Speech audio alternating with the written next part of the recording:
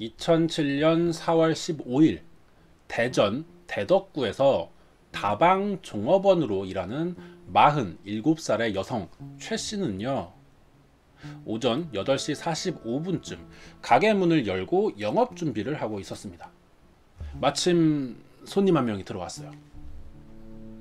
최 씨는 손님을 맞이하고 주문을 받으려고 하는 참이었는데 이 손님이 갑자기 돌변합니다. 그래서 최 씨를 화장실로 끌고 간 뒤에 칼을 꺼내서 목을 찔러버렸어요. 아주 순식간에 벌어진 일이었습니다. 최 씨의 목에서 터져 나오는 피는요, 화장실의 흰 타일벽을 그대로 새빨갛게 칠해버렸고, 범인은 쓰러진 채 아직도 피를 내뿜고 있는 이 여성의 시신을 앉아서 훼손하기 시작했습니다. 얼마 후에 이 다방 주인이 들어왔어요. 양씨 여성이었는데 들어와 보니 느낌이 이상했답니다. 다방 문이 활짝 열려 있었고 계산대에 있어야 할 종업원이 눈에 띄지가 않았어요. 그래서 양씨는 화장실 쪽으로 고개를 돌리는 순간 범인과 눈이 마주쳤습니다. 범인은 다시 다가와서 칼을 휘둘렀어요. 양씨는 겨우 도망쳐서 건물 밖으로 빠져나왔고 그대로 경찰에 신고를 합니다. 경찰은 특별수사팀을 구성했고요. 조사에 들어갔습니다. 현장에서는 50가지 이상의 증거물들을 수집을 했지만 이것들에게서 결정적인 단서가 되는 것은 없었습니다. 오히려 결정적일 수 있는 증거물들은요, 현장 밖에서 발견이 됩니다. 다방에서 약 500m 정도 떨어진 도로에서 피 묻은 휴지를 발견할 수가 있었고요. 그보다 1.5km가 더 떨어진 이곳이 금강변이라고 하는 지역입니다. 여기서 범인의 것으로 보이는 물에 빠진 검정색 자켓을 발견하게 됩니다. 범인은 아마도 이 강을 따라서 그대로 도주했던 것 같아요. 자켓에 만약에 이게 아직 범인의 것이라고 판단할 수는 없습니다. 그냥 의문의 검정색 자켓을 하나 발견한 거예요. 이게 만약에 범인의 것인 것을 증명하려면은 피해자의 피가 묻어 있을 수 있겠죠. 혈흔 발견을 해야 됩니다. 그래서 DNA 대조를 통해서 범인이 입고 있던 것인지를 가려낼 수가 있지만 육안으로는 혈흔을 발견할 수가 없었어요. 물에 빠져 있었기 때문에 강물에 쓸려서 지워진 것 같았습니다. 그렇다면은 이제는 루미놀 씨약이 등장할 차례가 됩니다. 루미놀은 사건 현장에 남은 혈흔을요, 아주 극소량까지도 찾아낼 수가 있는 물질입니다. 욕조에 물을 가득 채우고서 한 방울의 피만 떨어뜨려도 혈흔을 감별할 수가 있을 정도의 감도가 굉장히 뛰어납니다. 만약에 범인이 피 묻은 옷을 세탁을 해서 혈흔을 지우더라도요, 루미놀 씨약을 뿌리면 혈흔 반응이 나타납니다. 특히나 방금 묻었던 혈액보다는 시간이 어느 정도 지난 혈흔이 더욱 강하게 반응하는 특성이 있습니다. 피가 묻은 자리에 이 루미놀을 뿌리게 되면요, 화학 반응에 의해서 잠깐 동안 빛이 발생합니다. 이런 식으로 만약에 범인이 핏자국을 지우기 위해서 옷을 세탁을 했어도요, 루미놀 씨약을 뿌려보면은 어떠한 형태로 피가 묻었었는지까지도 모두 그대로 다 드러나게 됩니다. 반응이 있었죠. 피 묻은 휴지와 자켓에서 숨진 최 씨의 것 말고도 정체를 알 수 없는 한 남성의 DNA가 동시에 검출이 됐습니다. 만약에 이 또 다른 DNA가 범인의 것이라면은 아마 살해할 당시 피해자가 저항하는 과정에서 상처를 입었을 수가 있습니다. 피해자의 손톱에 의해서 핥혀졌을 수가 있고, 아니면은 이전에 있었던 다른 누군가를 죽이면서 묻었었던 혈흔일 가능성도 있죠. 경찰의 다음 순서는요, 이 남성의 DNA가 누구 것인지를 찾아내는 일이었습니다. 그런데 이후 수사가 멈추게 됐어요.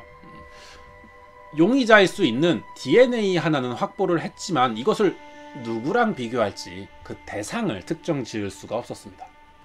그렇게 수사관들이 제자리를 맴도는 동안 국과수에서는 범인을 가려낼 만한 새로운 분석을 시도하고 있었어요.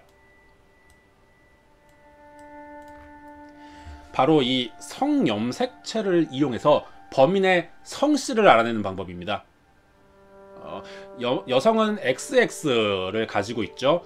남성은 XY 염색체를 갖게 되는데, 이 남성에서만 보일 수 있는 Y 염색체는요, 자 보세요. 남성에게만 있다는 것은 바꿔 말하면은 아버지로부터 아들에게 유전이 된다라고 할 수가 있거든요. 우리나라는 아버지의 성을 이어받기 때문에 이 Y 염색체의 유전적 지표 STR이라고 합니다. 이것을 분석해서 공통점을 찾게 된다면은 범인의 성씨를 특정할 수가 있다는 거였죠. 그래서 국가수요에서 이제 자체적으로 보유하고 있던 동종 수법의 전과자 한 1000여 명의 Y 염색체의 데이터를 분석해 보니까 범인의 Y 염색체가 OC성을 가진 2명과 일치한다는 것을 알아내게 됩니다. DNA만 가지고 사람의 이름까지 구분해낼 수가 있는 거예요. 마침 사건에 가까운 현장 인근에 같은 성씨를 가진 사람들만 모여 사는 그 OC 집성촌이 있다는 사실을 확인하고서는 이곳으로 갔죠. 그래서 2차 분석에 들어갔습니다.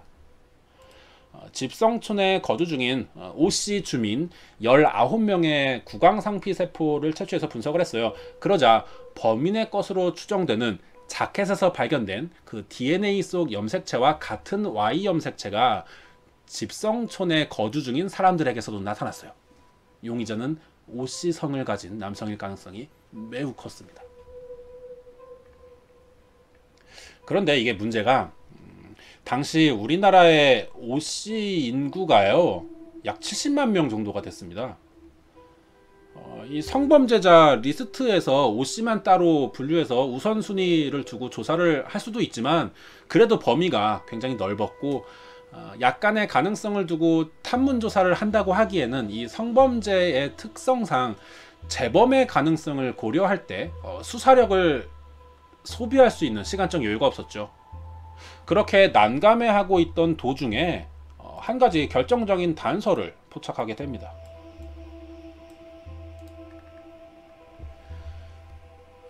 기억나시죠? 신고를 받았을 때 그 주변 수색에서 자켓을 발견했잖아요. 거기에 이런 형태의 안약이 들어있었어요. 점안액이 있었는데 아마도 범인은 눈을 치료받은 적이 있거나 안경을 쓰는 사람일 거예요. 자, 중요한 점은 이 안약이 약국에서 쉽게 살 수는 없고요. 병원에 처방전이 있어야만 살 수 있는 안약이었습니다. 거의 잡았어요. 병원의 기록을 역추적하면은 범인의 이름과 사는 곳까지도 이제 알아낼 수가 있습니다. 이것을 근거로 사건 발생한 지 50일 만에 경찰은 경기도 광명시에 숨어있던 범인 35살의 오씨를 검거하게 됩니다. 오씨는 1989년 충남에서 할머니와 어린이 등 3명을 살해한 죄로 15년을 복역한 뒤에 2005년에 만기 출소한 상태에서 다시 한번 범죄를 저질렀던 거였습니다. 그 당시 범행 때에도요, 살해 후 시신을 훼손하는 수법이 똑같았고, 오씨의 범행 동기는 돈이 다 떨어지자 생활비를 마련하기 위해서 다방에 들어가 금품을 빼앗은 뒤 사람을 죽였다라고 스스로 자백을 했고요. 시신을 훼손한 사실까지도 모두 인정했습니다. 사건을 해결할 수 있었던 결정적인 이유는요, 이 DNA 보존 시스템 덕분이었습니다. 살인이나 성범죄자와 같은 흉악범들의 DNA는요, 국가 차원에서 연구 보존하도록 해서 재범 방지 등에 활용이 되고 있죠. 하지만 2007년 당시 오씨가 출소할 때만 해도요, 이런 범죄자 DNA를 보존하는 제도는 정착되지가 않은 상태였어요. 그런데 아주 우연한 계기로 국과수에서 자체적으로 보관하고 있었던 DNA 샘플이 있었기 때문에 이 사건을 밝혀낼 수가 있었던 거고요. 사실 이번 사건 경우는 이제 DNA를 통해 범죄자의 이름까지도 알아낼 수 있는 과학 수사를 보였지만, 사실 DNA를 통한 성씨 규명이 모두 성공하는 것은 아닙니다. 현실적으로 성씨가 생물학적으로만 결정되지가 않기 때문에, 예를 들면 뭐 아이를 입양했다거나 미혼모의 자식인 경우라면은 예외 상황도 충분히 벌어질 수가 있죠. 이번 사건은요, DNA 감식을 통해서 성씨를 알아내 범인을 추적할 수는 있었지만, 한국인의 그 5대 성씨 가장 많다는 김씨, 이씨, 박, 최정들의 경우는 본관들이 또 다양하기 때문에 아버지에게서 물려받는 유전자가 일관성이 없다라는 약점도 가지고 있어요.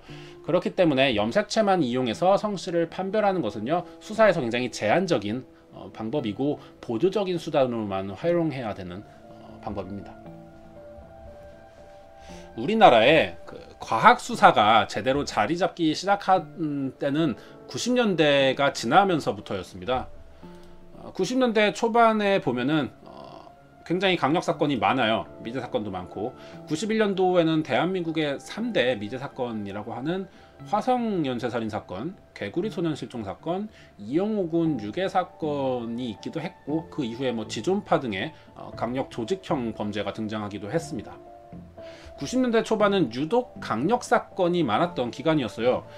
왜일까요? 어느 순간 범죄자들의 수법이 진화가 돼서 그 경찰의 수사력을 앞설 수 있는 조짐을 보이게 된 때가 90년대 초반이라고 생각을 합니다. 수사력의 한계가 온 한국 경찰은요, 드디어 서양의 선진 수사 기법인 과학 수사와 프로파일링 기법을 도입했고 동원하기 시작했습니다. 그 결과 다시 경찰 수사는 범죄를 앞서가기 시작했어요. 그렇다고 우리가 이 범죄 발생을 100% 근절할 수는 없겠죠. 어떻게든 범죄자들은 진화하려고 할 것이고, 범죄 수사는 항상 그것보다 더 위에 있어야 될 겁니다. 항상 대비하는 자세가 필요하겠죠. 자, 여기까지가 2007년 4월 15일 대전 대덕구에서 발생한 다방 종업원 살인사건이었습니다.